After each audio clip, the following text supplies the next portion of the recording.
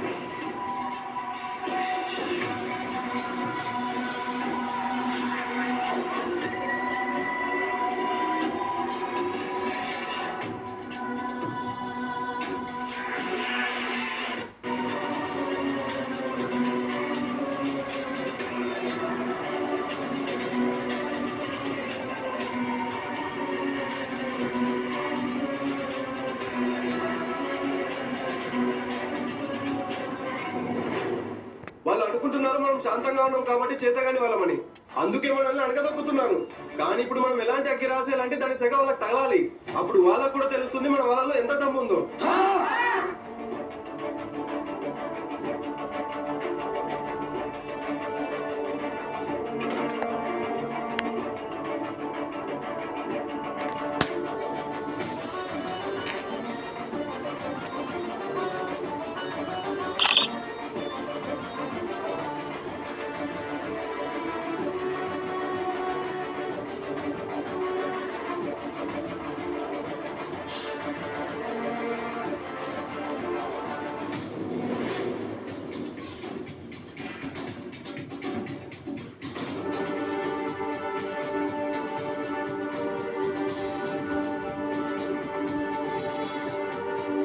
విదేశీ వస్త్రాలు బానిసత్వానికి చిహ్నం. స్వదేశీ వస్త్రాలే మనకి గౌరవం.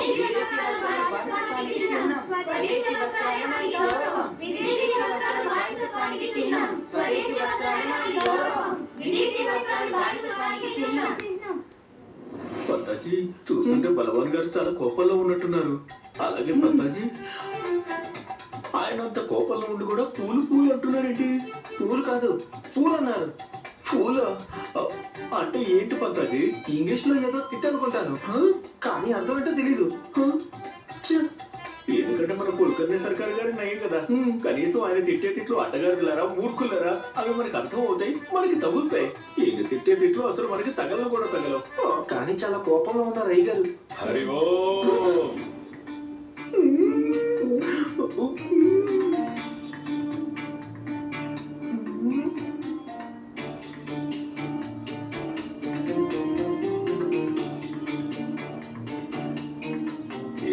మీ ఇద్దరికి ప్రతిరోజు గుర్తు చేయాలన్నమాట. మీరిద్దరూ నా కోసం పని చేస్తారని, మీరిద్దరూ నా దగ్గర నౌకర్లని, పని కోసం నా దగ్గర డబ్బులు తీసుకుంటారని. అవునా కదా? ఆ బలవాన్ ఉన్నాడే, ఈ రోజు ఉంటాడు, రేపు వెళ్ళిపోతాడ్రా. తరువాత మీ ఇద్దరి గతి ఏమవుతుంది ఏంటి అన్నది ఎప్పుడన్నా ఆలోచించారా మీరు?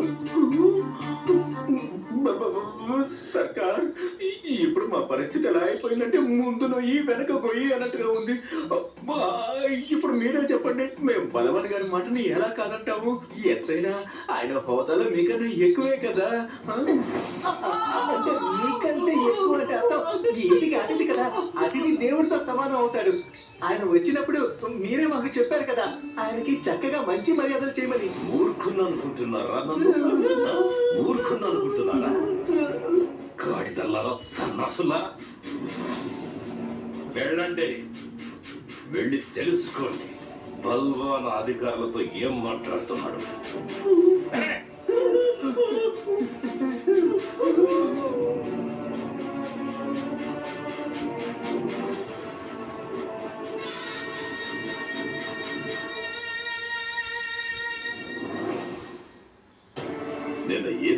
ఆందోళన జరిగిందో అది జరిగి ఉండాల్సింది కాదు. అందుకనే మీకోసం ఈ టెలిగ్రామ్ వచ్చింది హెడ్ ఆఫీస్ నుంచి.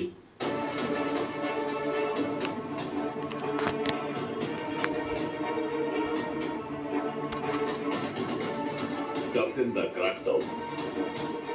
Must stop Swadeshi from spreading.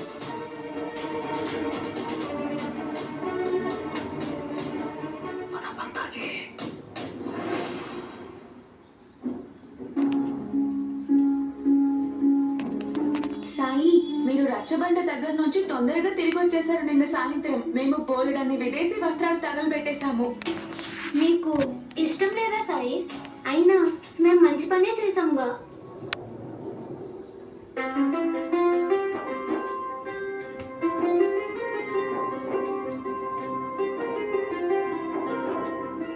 పిల్లలు, తులసి దగ్గర దీపాన్ని చూస్తున్నారా?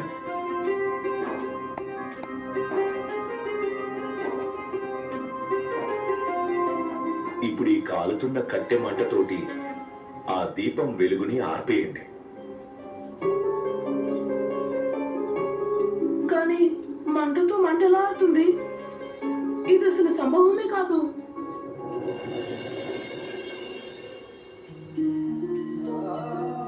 మీరందరూ కూడా బ్రిటిష్ సర్కార్ అన్యాయం అనే మంటని మీలో మండే అగ్నితో ఆర్పటానికి ప్రయత్నం చేస్తున్నారు. అలా అయితే మంటలు చల్లారుతాయా? కానీ సాయి, అన్యాయాన్ని వ్యతిరేకించడం కూడా అవసరమేగా. కానీ హింస మరియు నష్టం ద్వారా చేయబడిన వ్యతిరేకత అన్యాయాన్ని ఆపదు. అన్యాయం యొక్క రూపాన్ని మాత్రమే మారుస్తుంది. నిన్న చేసిన ఆందోళన ఉద్దేశం నాకేమీ అర్థమవలేదు. సాయి, వ్యతిరేకత ఎలా చూపించాలి? వ్యతిరేకత మీరు ముందుగానే చేసి ఉన్నారు. అదే సరైన విధానం కూడా. అందరికీ వివరించి చెప్పి స్వదేశీ ఎందుకు అవసరం, అందుకే అందరూ తమ విదేశీ వస్తువులని మీ చేతులకు అప్పగించేశారు. కానీ ఆ తర్వాత ఏదైతే జరిగిందో అది నాకు అస్సలు నచ్చలేదు. వస్తువులను తగలబెట్టి ఆందోళన చేయటం. అలా చేయకుండా మీరు ఆ వస్త్రాలని పేదవాళ్ళకి పంచితే బాగుండేది. వాళ్ళ దగ్గర సరిగ్గా శరీరాన్ని కప్పుకోవటానికి కూడా బట్టలు లేవు. వాళ్ళకైనా పనికొచ్చేవిగా. ఆ వస్త్రాలను తయారు చేయటం వెనుక ఎంతమంది రైతులు ఈ భూమి మీద చెమట చిందించి ఉంటారు పత్తి పంట పండించడానికి. ఆ రైతుల కష్టము వృధా అయిపోయింది. ఇంకా ఎవ్వరికీ మేలు కూడా జరగలేదు. అవును సాయి, మేము ఇది ఆలోచించనే లేదు. అయితే ఇప్పుడు గుర్తు పెట్టుకోండి, ఎవరి కష్టాన్ని నాశనం చేయటం వల్ల మార్పు అనేది రాదు. మార్పు తీసుకురావటానికి అందరి మనసుల్లోనూ స్వదేశీ అగ్నిని రగిలించండి. అదే బలమైన వ్యతిరేకత అవుతుంది.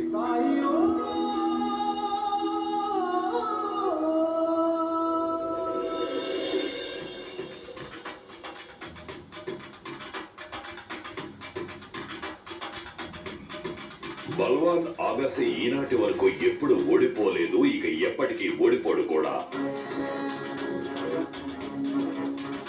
ఈ ఆందోళనలో ఎవరైతే భాగం పంచుకుంటారో వాళ్ళు పర్యావసానం అనుభవించి తీరుతారు.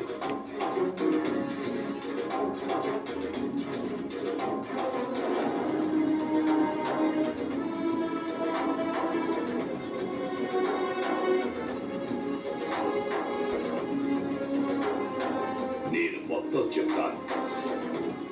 మనం ఎక్కడి నుంచి మొదలు పెట్టాలో అది చెప్పండి. కబురు తెచ్చారు. సర్కార్, ఆయనకి సర్కార్ ఏదో పంపించారు. సర్కార్ అంటే మీరు కాదు, బ్రిటిష్ సర్కార్ ఏదో పంపించారు. ఏం పంపించారు? ఆంగ్లంలో ఏదో ఉంది. ఏదో ఒకటి అర్థమై చచ్చుంటుందిగా. సర్కార్, వాళ్ళు ఏదో ఆంగ్లంలో మాట్లాడుకుంటున్నారు. ఏం మాట్లాడుకుంటున్నారు? తేనా? కాదు కాదు కాదు, తేలు కాదు. తేలికి ముందు ఇంకేదో ఉంది.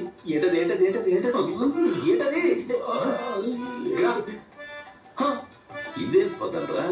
తేలు గ్రాము టెలిగ్రామ్. సార్ ఇంకా ఇదే అవును సర్కార్, ఇదే.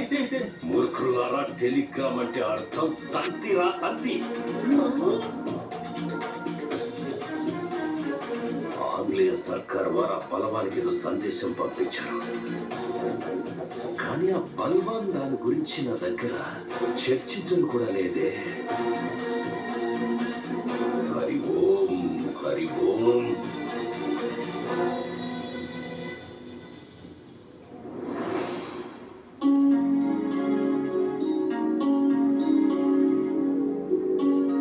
ప్రణామాలు సాయి. రాముడు నీకు మేలు చేయాలి. సాయి, నేను ద్వారకామైకి వెళ్ళాను. అప్పుడే తెలిసింది మీరు ఇక్కడ ఉన్నారని. నేను మీతో కొంచెం మాట్లాడాలి సాయి. చెప్పు. నా పేరు బిలాల్. నేను సాకోరిలో ఉంటాను. ఇప్పటి వరకు కేవలం నా చదువు మీదే దృష్టి పెట్టాను. అందుకే నాకు ఎవరూ స్నేహితులు అవ్వలేదు. అలాగే నేను బంధువులకి దగ్గర అవ్వలేకపోయాను. ఇప్పుడు నా చదువు పూర్తయిపోయింది. నాకు మంచి ఉద్యోగం కూడా వచ్చింది. స్నేహితులు చేసుకోవడానికి సమయం దొరికింది. కానీ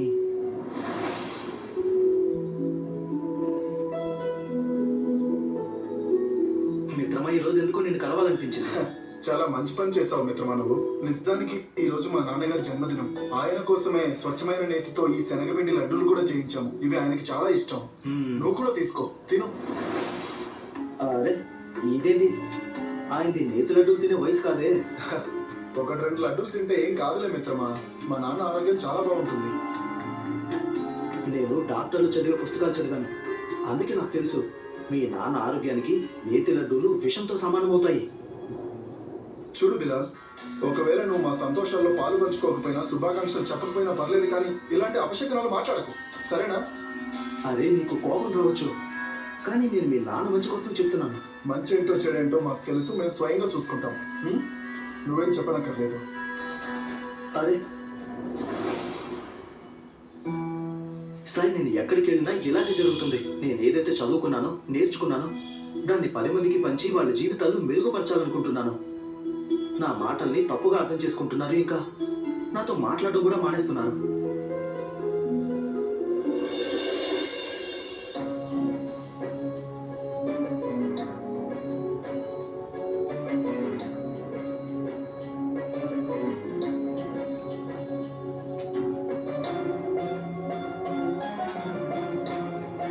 ఈ మొక్కను చూస్తున్నావా బిలాల్? చాలా విచిత్రమైన మొక్క. నేను నా సమస్య చెప్పుకోవడానికి వచ్చాను, కానీ సాయి ఏంటి నాకు ఈ మొక్క గురించి చెప్తున్నారు? ఈ 2 విషయాలకి ఒకదాంతో ఒకటి ఏం సంబంధం ఉంది?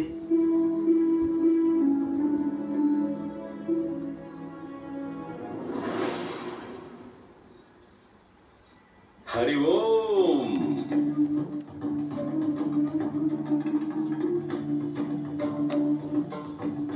ఏమిటి, ఆంగ్లేయ సర్కార్ వారి నుంచి ఏదో సందేశం వచ్చిందని విన్నాను. కేవలం ప్రభుత్వ అధికారుల కోసమే.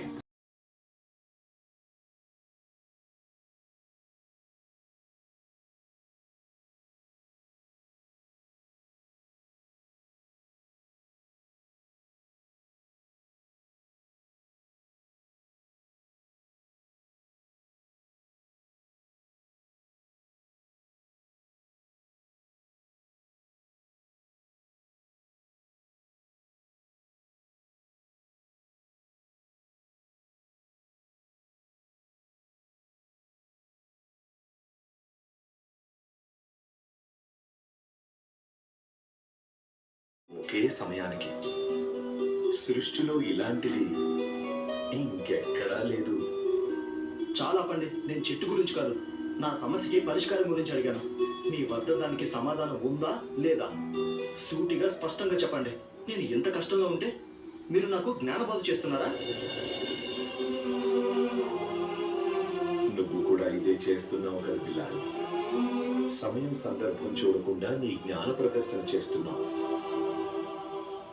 పాడండి.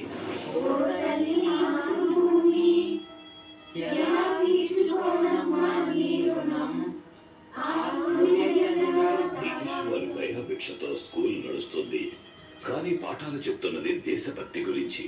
వీళ్ళకి బుద్ధి చెప్పి తీరాలి. ఇది సమంజసం కాదు. మనకేది సరి అనిపిస్తే అదే సరి అనుకోవటం. నీ సమస్యకి పరిష్కారం ఇదే బిల్లాల్. ఎంత గొప్ప చదువులు చదివినా, ఎంత అనుభవం సంపాదించినా, ఎంత అధికారం పోగు చేసుకున్నా, కానీ ఎప్పటి వరకైతే నువ్వు ఇతరుల భావాలని అర్థం చేసుకోవు, వాళ్ళని గౌరవించలేవో, వాళ్ళని నీతో సమానంగా భావించలేవో, అంతవరకు నువ్వు ఎవరి నమ్మకాన్ని గెలుచుకోలేవు. అలాగే నీ గౌరవాన్ని కాపాడుకోలేవు. జనాలతో మమేకమవ్వాలంటే ముందు భేదభావాలని అంతం చేయడం నేర్చుకో. ఎప్పుడైతే అవి అంతమైపోతాయో అప్పుడు ప్రత్యేకంగా కలవాల్సిన అవసరమే ఉండదు. ఎందుకంటే నీకప్పుడు అనుభవం అవుతుంది, మనం అందరం ఒకే శక్తి, ఒకే ఈశ్వరుడి అంశ అని.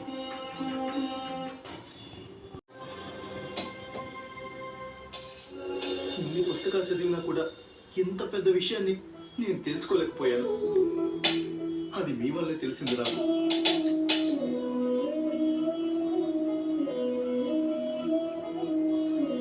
వెళ్తాను సాయి.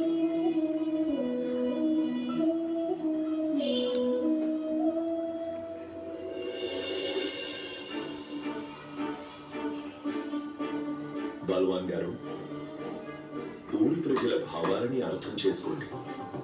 మీకేదైతే సరి అనిపిస్తుందో దాన్ని చెయ్యమని జనాల మీద ఒత్తిడి చెయ్యవద్దు. అప్పుడే ఊరు ప్రశాంతంగా ఉంటుంది.